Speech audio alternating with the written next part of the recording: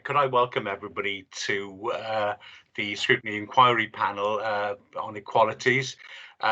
We decided a number of months ago now that we would revisit, because a lot of the asks were put forward to Cabinet and then were going to be acted on. But then, of course, we had COVID. And therefore that delayed a lot of the actions. And of course, little did we know that we'd still have COVID, a number of months later. So, but we are where we are. Could I say, you mentioned there are no apologies except from Alison. We'll note that, Alison Pugh. Obviously, are there any disclosures of personal and prejudicial interests? No, I take that as a no. Obviously, a prohibition of whip votes and declaration of party whips. Then we've got letters and minutes. They've been circulated. Are there any questions? Otherwise, could I accept them as being a true record? Okay. If that's okay. Yes. Okay. There are no public questions, so really we go straight into the inquiry.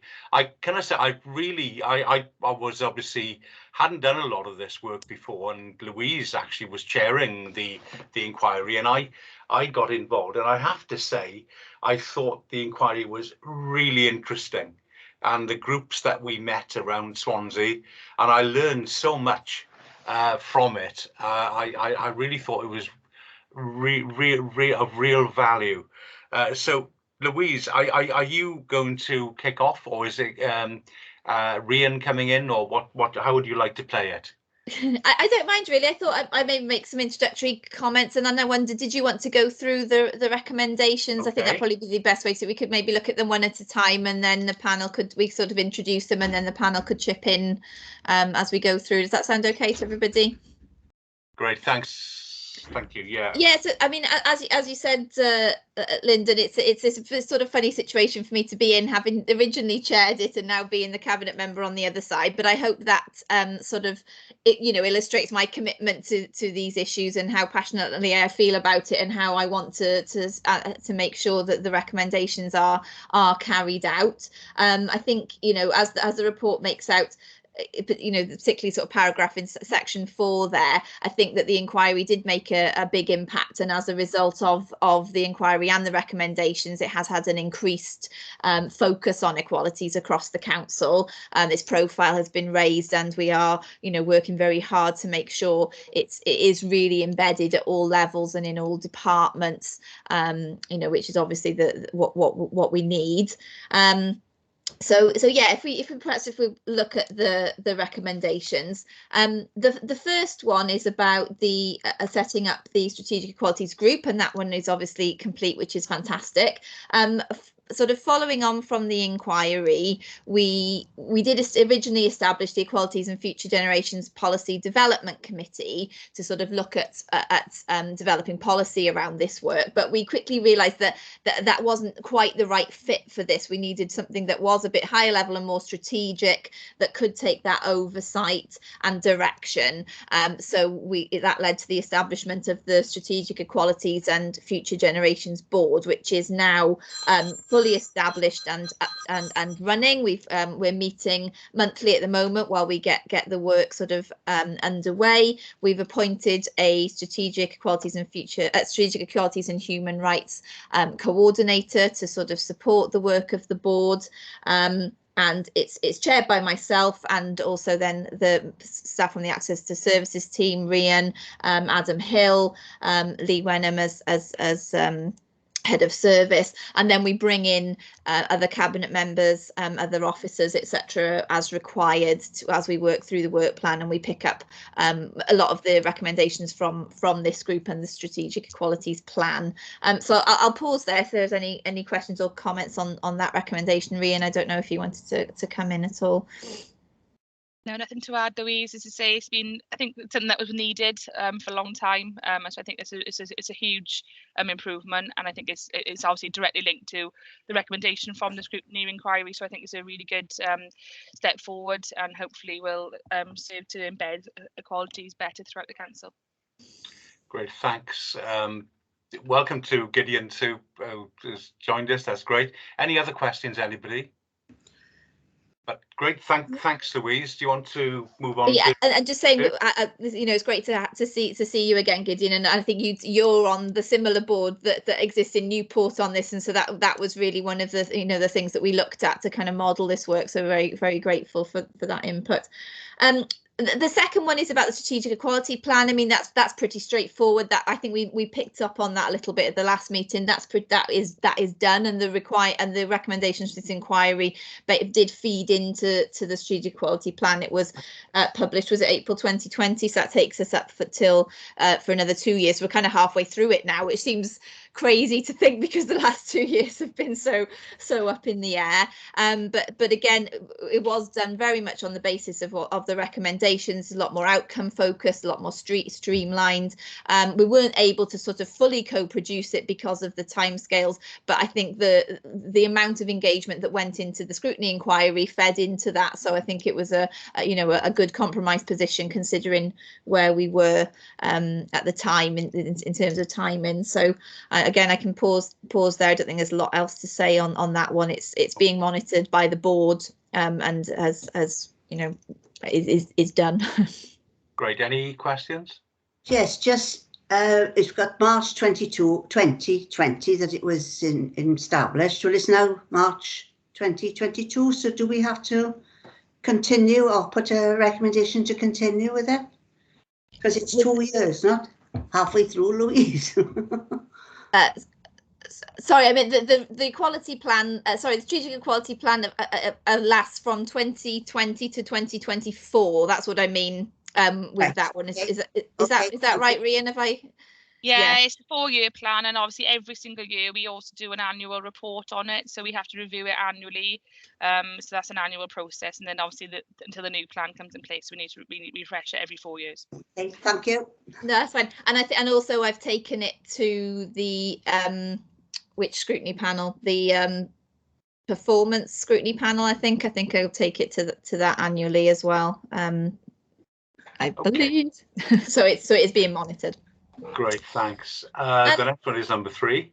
Yeah, this one is incomplete, and I know it's it's one of these things that goes on and on with sort of excuse of COVID, but that really is one of the reasons why we've not been able to do as much work around this.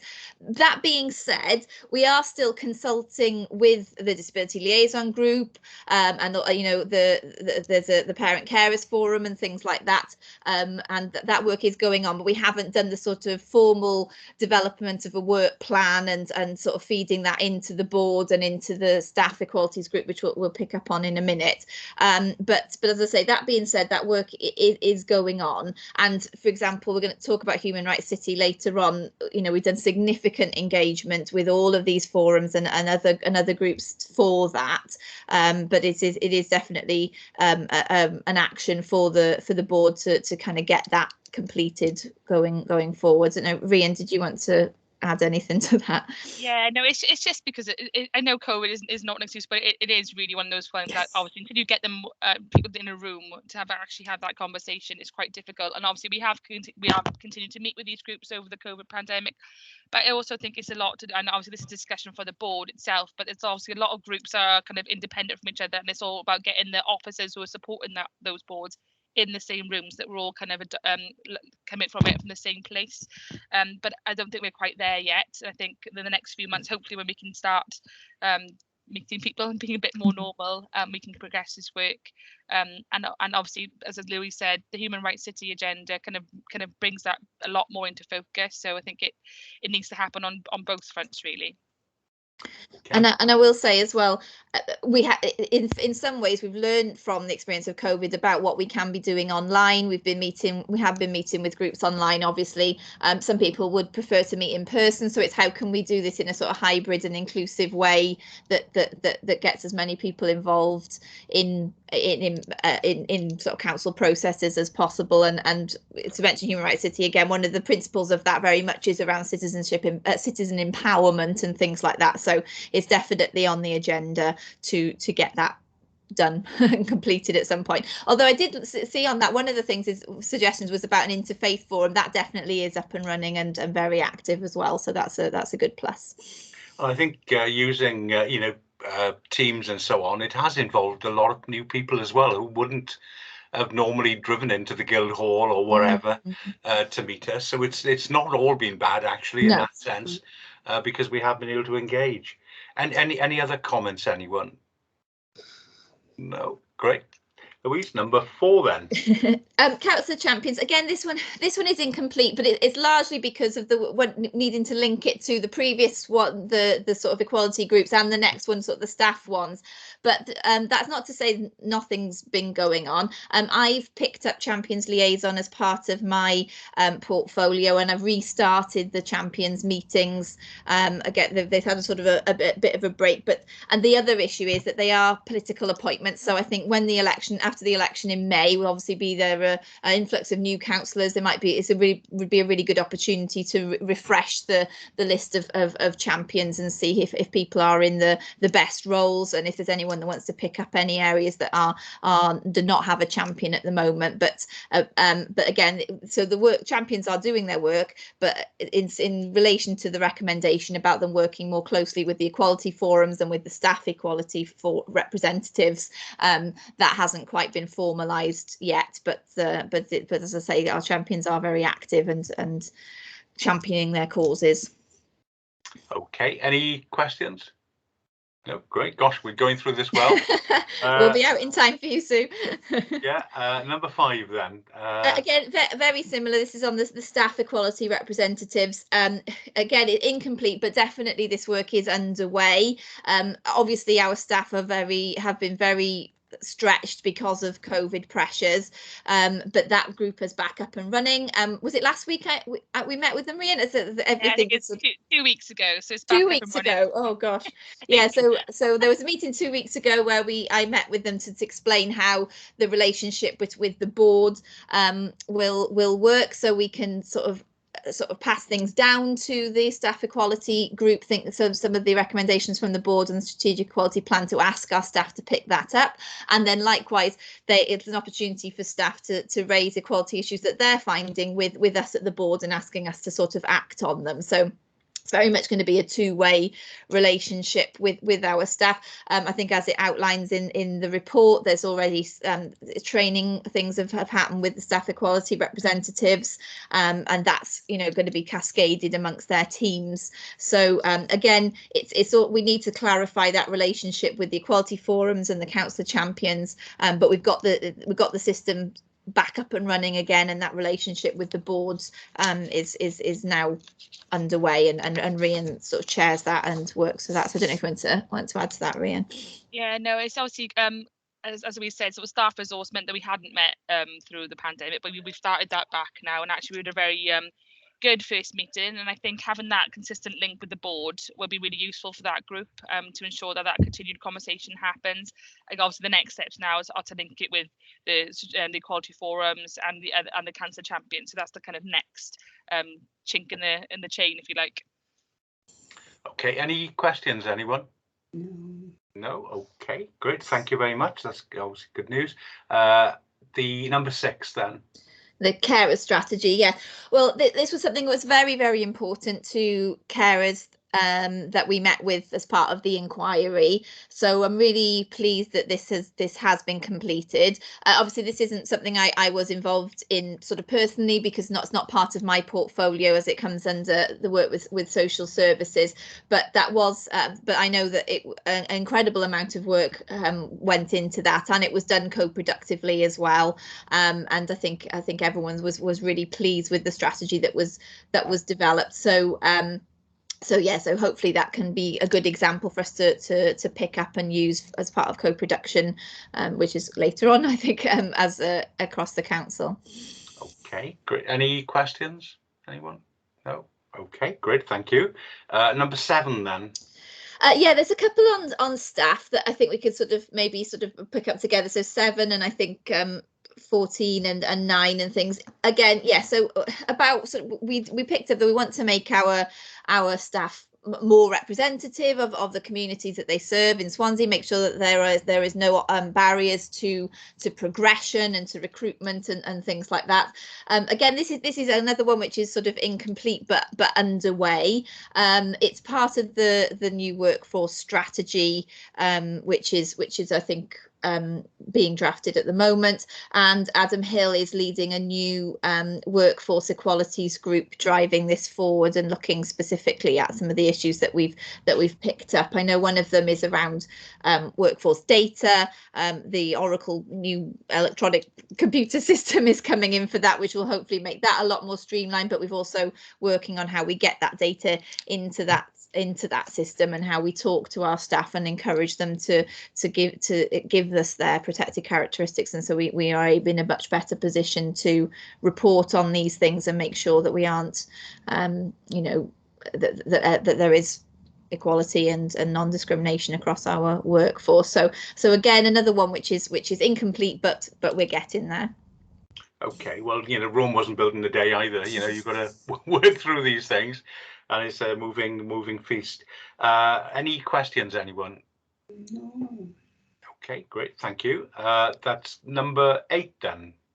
Yeah, the positive campaigns around equality and non-discrimination and things like that. I mean, it says this one is complete, but for me, it's one that will never be complete. It's something that we should ongoing. Yeah, it's one we should be doing all the time. And I think I'm really pleased to say I think that we are. And I think what we said as part of the inquiry is as a lot of this work is going on, but we don't always promote it well enough, or we don't always join it up well enough.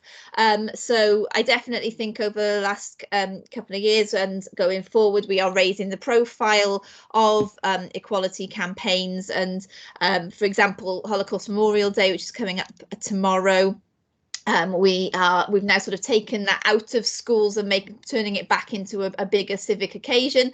Sadly, it's had to be online for the past 2 years rather than the civic occasion in the Brangwyn that we really wanted. But that's just an example of how we're kind of developing our commitment to these. And the Human Rights City work is an essential part of that as well. So I think that's a really positive one. Great, thank you. Any questions, anyone, or any points? Great, good. Excellent. Number 9, we're going through it. Yeah, I think staff training is very, very similar to what I was saying for number 7. There's some good refreshers and gone on. It's about just making sure that all staff are having that necessary training, and also if there are specific things that come up, our staff equality representatives get that training, and then they can cascade that and share good practice and things like that. So again, it's a sort of complete but ongoing one. Rian, I don't know if you got any more info on that, or yeah, no, I mean there's the mandatory equalities course that we do has been refreshed and updated, and it's actually looking pretty good. I suppose the next step now is to kind of do that monitoring to ensure that and target those areas where staff aren't complete. I think, but that's all part of the new workforce strategy, and Adrian and his team are picking that up as that strategy progresses. There's obviously difficulties for some groups of staff that don't have access to computers and things like that. A lot of our care staff, our refugee staff, people like that are sort of on the ground rather than at desk-based roles. So it's just maybe we are targeting that. Froze then, Louise, actually. Oh, sorry. I don't know if it's sometimes if I have Outlook open at the same time, it frees. Let me close as many windows as I can that I've got running in the background. That sometimes helps. So yeah, I don't know, what did you hear me say then? I just said yeah, so making sure all our staff have got opportunity to access the training, particularly those who aren't at desk-based computer roles and things. Yeah, great. That's yeah, okay, great, fine, thanks. Any questions, anyone? Oh, good. Right, number 10. Yeah, this is a difficult one. This is around the sort of strategy of rolling out more community hubs. I think, you know, as part of the inquiry, a lot of groups we talked to were very keen on, you know, having services closer to them in the community and sort of co-located, and that's definitely the ambition. It's just how we sort of make that a reality. Again, the excuse of COVID, but that, you know, we've not been able to do as much of that as we wanted. The community hub is obviously in train for the city centre in the former BHS building, and that's going to be you know, the sort of central hub which other things can then kind of come out from in the community. So it'll be really interesting to see what that finally looks like and how that's used, and that can be used then to help shape what the services in our communities look like. So again, another incomplete one, but again, it is ongoing, and it is part of the ambition. Okay, any questions, anyone? I just wanted to flag that quite a lot of engagement has happened around that BHS hub. So obviously it's just another example of how our groups have been involved in that kind of like the development and the design of that hub. So, and that's continuing as we speak. Great, okay. Number 11. Yeah, 11 was about the website. So I hope most people have seen the new council website. Again, that went under a lot of testing and consultation, particularly with you know, disabled people's groups who flagged up some of the inaccessibility of parts of the website. So you know, I think there's been really good feedback on that. I think it's still, you know, one of those things that's going to be added to over time, but yeah, really great work there from the team working on that, and I think it's had some positive feedback. Thanks. Any questions or comments? Can I just have just a comment? The phone system, the robot.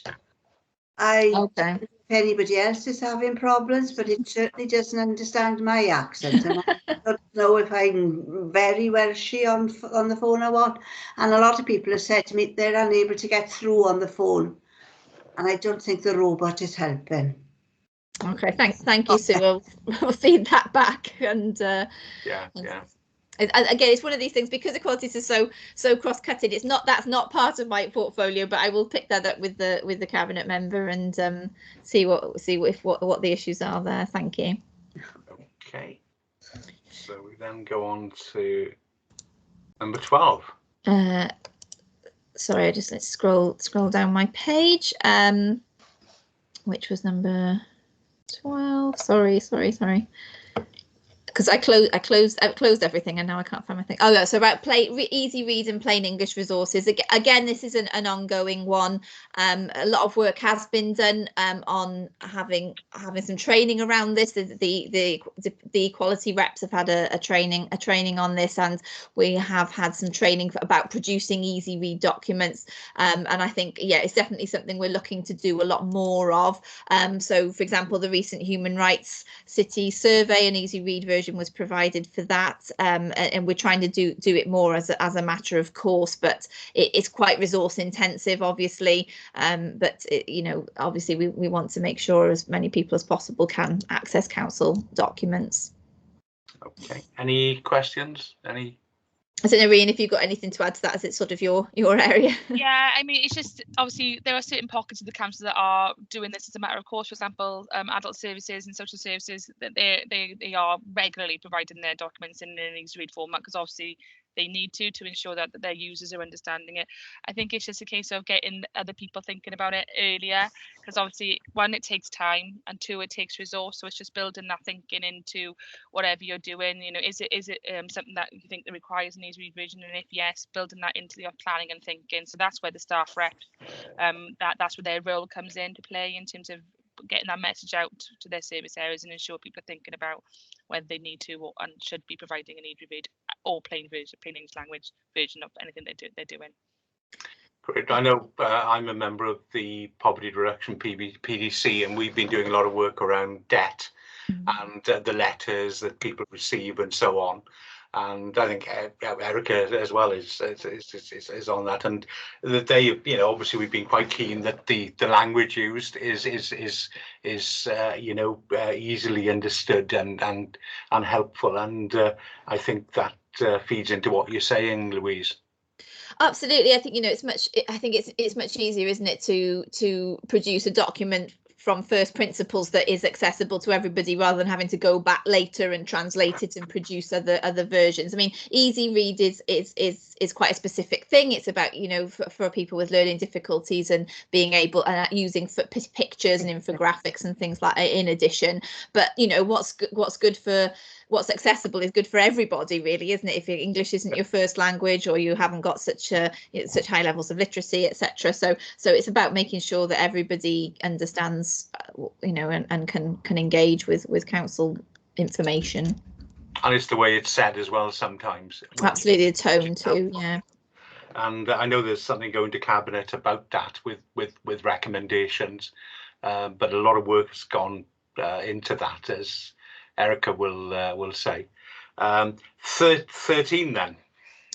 Yeah, so this is on the co-production strategy, which again is incomplete, but we are getting there. As I said earlier, there is the social services co-production strategy, social care co-production strategy has been completed, and so that's going to be a really useful sort of starting point to see how we can then use that across other parts of council services. It's a very different way of working for a lot of our teams, and co-production, to do it really well and to do it properly, takes time, takes resources, and a lot of our council development of policies and strategies and new things is done at such a pace that it doesn't always allow for good co-production. So we're going to have to build that into our systems and processes. I know Rian has been working on this strategy and this toolkit and things, and we want to training to accompany that. So it's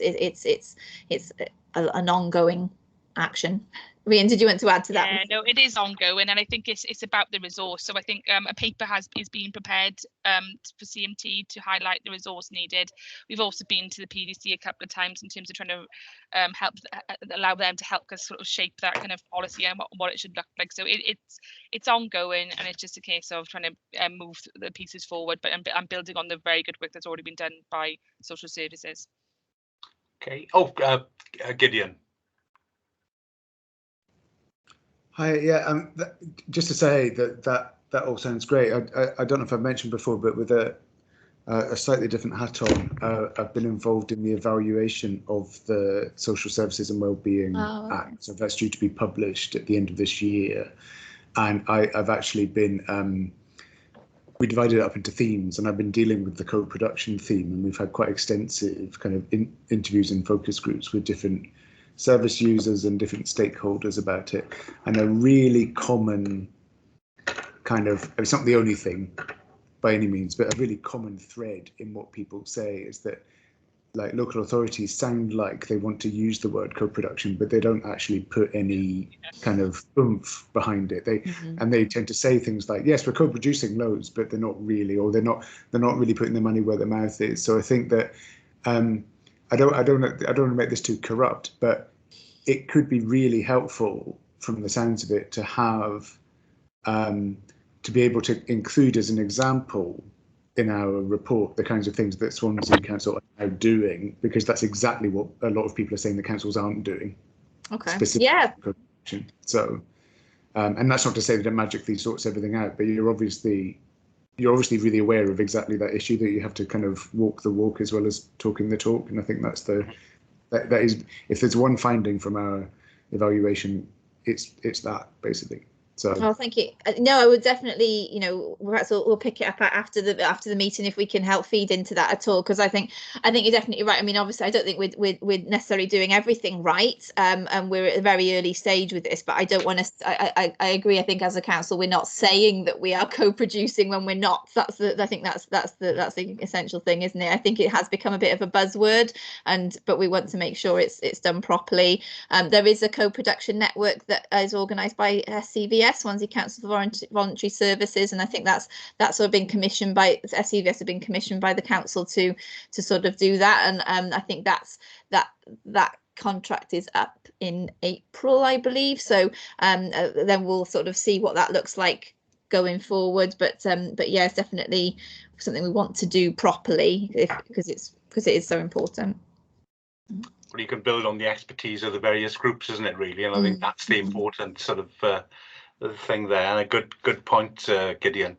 I'm glad to see your cat is there and is enjoying it. I generally get that that as well, but please. Yeah, apologies. It probably won't. Don't apologise. Sue and I have the same problem, and but no problem. Delightful problem, yeah. Can I just, on that point of co-production, maybe look at scrutiny on that issue alone? Would that be maybe on the back burner to look at in future? Yeah, I think that's a good idea, Sue, if you don't mind me butting in here, because No. I've noticed, you know, that some officers will use these terms and be very firm about it, and then there's chaos behind them because it's not happening. So it might be a really good thing to sort of help people understand what it really means and what they really have to do to make that happen, rather than it just, yeah, we do this, we do that. So good idea. Great, thank you. Thanks, sorry, Lee. No, pleasure. Good. A very valid point. Number 14. Yeah, so 14's on collecting data on a workforce. I sort of mentioned this earlier when talking about the sort of staff. So I'm not really got much else to say. We are very aware that our workforce data is still not as complete as it should be, but the work is going to make sure that's the case. That does get sort of updated as soon as possible. As I say, there's this workforce equalities group that's being led by the deputy chief exec, and yeah, we recognise how important that is, and it needs to get done. Okay, any comments anywhere? Because I know, Sue, you were interested in this area during the course of the inquiry. Well, it's good to know the up-to-date information on it and just keep us aware, yeah, but yeah.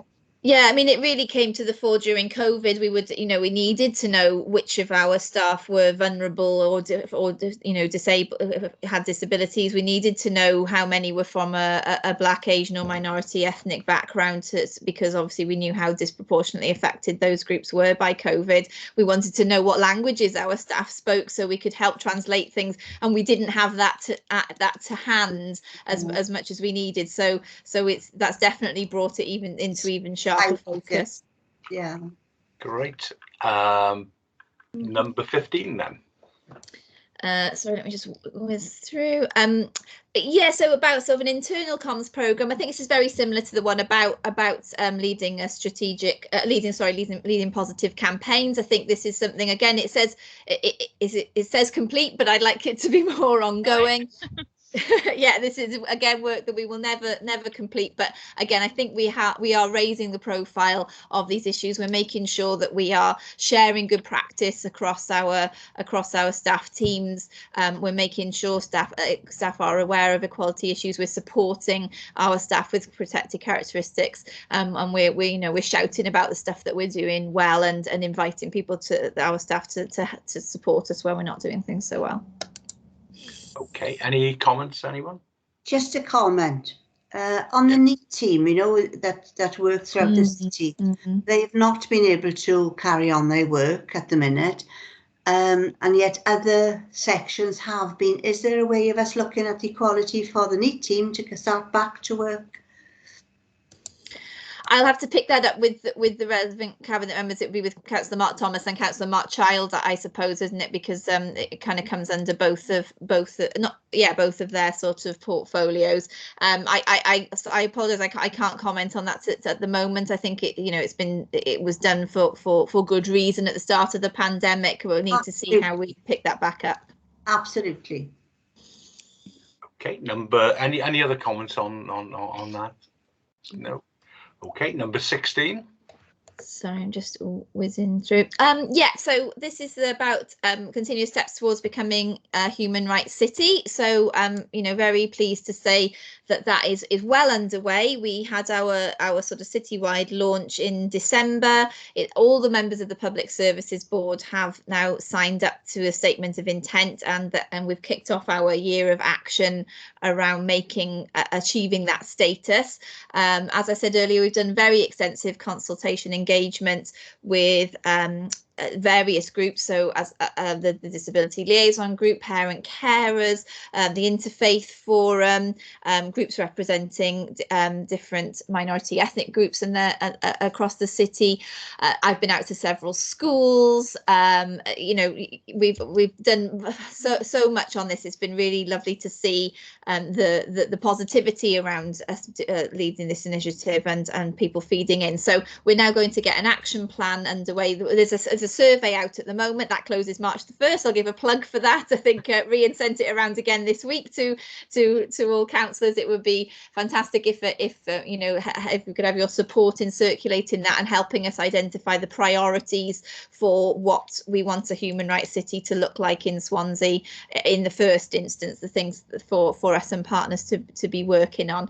So I think, yeah, so really good news to share on that one, and I think it's, you know, it's quite exciting and interesting, and to see what comes out of that. Okay, great. Any questions, comments?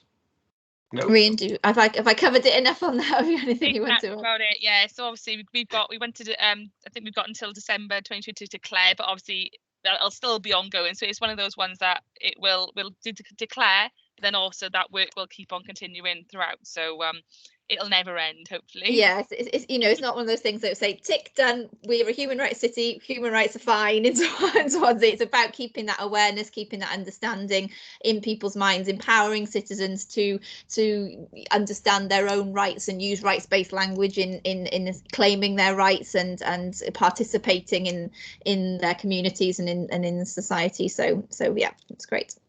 Okay, number 17. Sorry, I just flip back. So I mean, this is kind of picking up on what you were just talking about, Sue, about developing opportunities for adults with disabilities and social enterprise and all that kind of thing. It is very difficult because we have had COVID, but there is a lot of work is going on, as it sort of says in the report there, events with the possibilities for people, and there are social enterprise development officer roles, work with SCVS, etc. So again, not specifically my area, so I can't give a lot of detail on this, but it is incomplete, but again, an ambition to be working towards. And during COVID, it's been more important because they are vulnerable, these people, and I do appreciate that. But also at the same time, you know, people with disabilities have suffered a lot of isolation, and somehow through COVID, a lot of people have had the world open up a little bit by being able to use the internet and things like that. So there are lots of opportunities. It's just how we develop those. Absolutely. Okay, number 18, which I believe is the last point. It's the last one. Louise. Again, this one is about education, and I think this mainly came out of our meetings with schools when we went up and discussed things had the sessions with the young people, with the children's rights team. They really picked up, they wanted to address particularly things around gender stereotyping. Again, work is ongoing on this. Schools have had a lot of other things to deal with over the past couple of years, but there is as it says in the report, there's an officer now who is sort of has her position having a major focus on equalities, and I know a lot of work is going on that. Okay, thank you very much, and that brings us to the end of the recommendations, and ones that are complete and incomplete, and the reasons why some of them are incomplete. So thanks very much, Louise, for taking us through that at can I say a breakneck speed. So that was all very good. What we now need to decide, really, as a group, as a panel, has progress been satisfactory, and you know, enough progress been made on those recommendations, or you wanted to go for you know, forward to be looked at in a number of months again.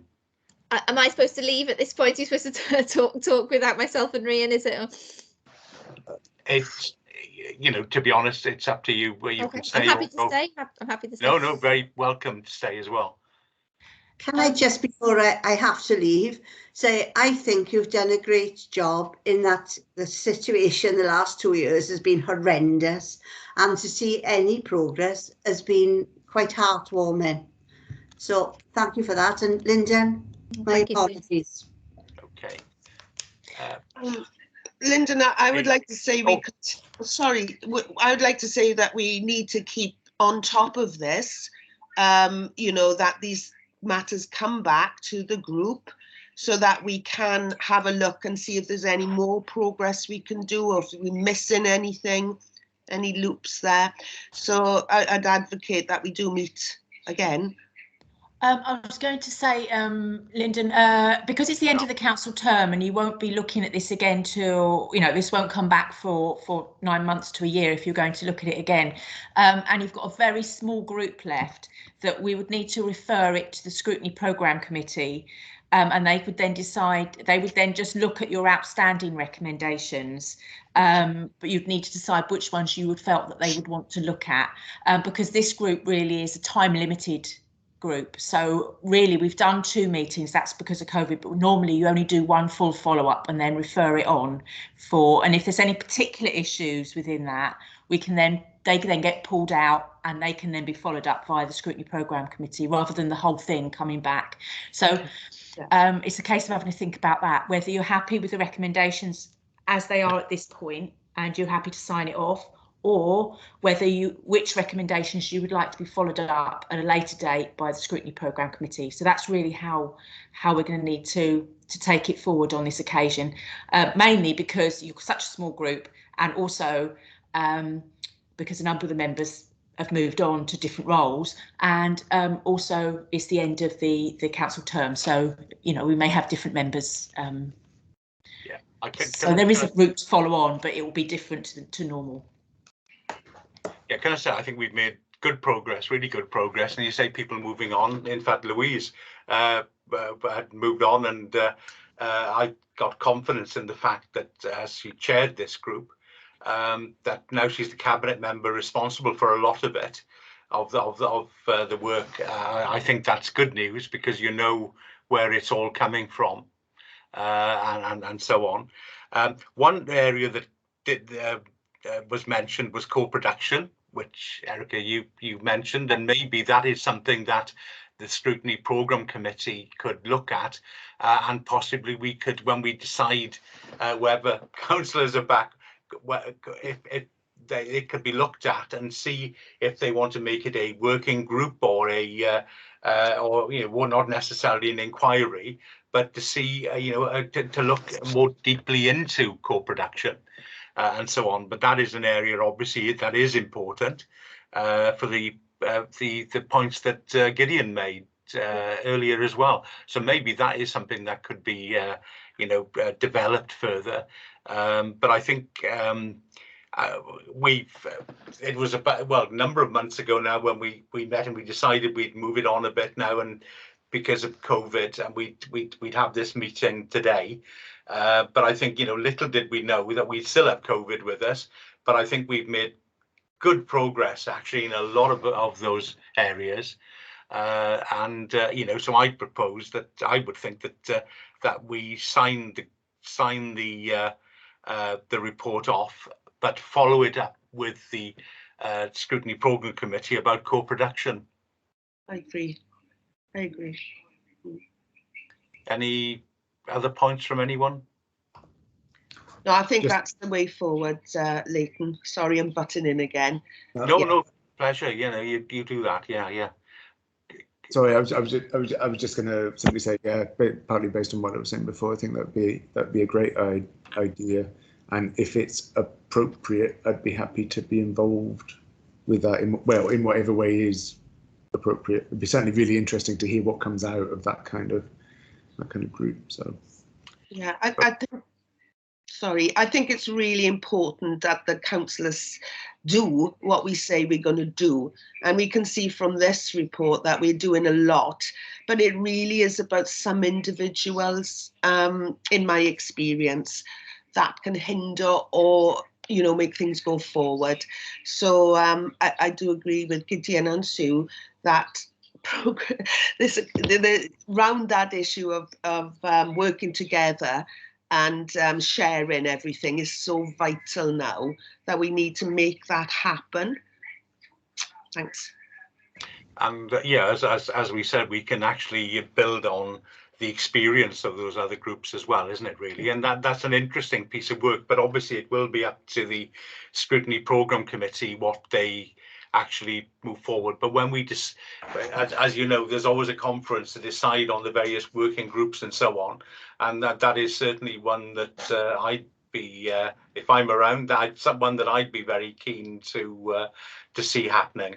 But I happily propose that we sign this off, and I think a lot of progress has been made. And, sorry, Linda, I don't know if you can see it. Rian's got her hand up. I'm not sure. Oh, Rian, sorry, I do beg your pardon. Oh, no problem, Chair. I think I just wanted to say about co-production. As I say, it is with the Policy Development Committee at the moment. They've had some training on it, but also I believe they're going to undertake a workshop on co-production. So it is actually being looked at by a Policy Development Committee currently. And we're also taking a report, I'm not sure when, but the next few weeks, hopefully, to CMT around the kind of resources needed, etc. So I suppose, not that I'm suggesting that you don't look at it from a scrutiny point of view, but it is also being looked at elsewhere. So I think that's something to bear in mind. And obviously, in terms of the kind of recommendations that haven't been complete per se, there is now obviously the strategic board, which does meet, that will ensure that those recommendations do get met. So just those 2 points from me, that's all. Okay, thank you. Sorry to have missed you then. That's okay, don't worry. Yeah, terrible. What's I going to say? Scrutiny is quite different to the PDCs. I'm on them both in areas like education and so on, so they are different. So I think it is a bit of a role for scrutiny as well. Louise. Yeah, I was just going to say to that. I think you're right. I think scrutiny and the PDC would come at it at a slightly different angle, because I think the PDC are looking to develop the strategy and develop the policy. So perhaps once that's in place, maybe after that perhaps it could come back to scrutiny to see how that's working and how that's being embedded. Obviously, it's not for me to tell scrutiny what to do, but but we'll certainly make those recommendations. It's just a timing thing, isn't it? Obviously, in terms of which needs to come. Okay, so yeah, are members present happy to sign this report off? Yeah. Great. Okay, great. Thank you all very much indeed. And as I say, you know, a lot of work has gone into this. It hasn't just happened. Certainly, I found the inquiry of great value, especially going out when we were able to go out meeting groups and listening to what they had to say. Not always good. You know, they were telling us what they wanted and what wasn't happening. But, you know, a lot of things have been learned from that. And I think in that sense, a good inquiry is something where you do learn from people and able to make change, positive change. And I think I hope that this inquiry has done that. And a thank you to Louise for everything, and Rian, but you know, Louise as the cabinet member. So thank you very much. And other than that, I'm going to say that I hope your daughter is going to be better very soon, and we all have a dare I say, well, I would normally say safe journey home, but we may not have far to go. But thank you, Linda, Louise. just Sorry, quickly. Michelle. Yeah, so just very quickly, just to say that we'll put together a letter following this that will confirm that, outlining some of the things that have been said and confirm that.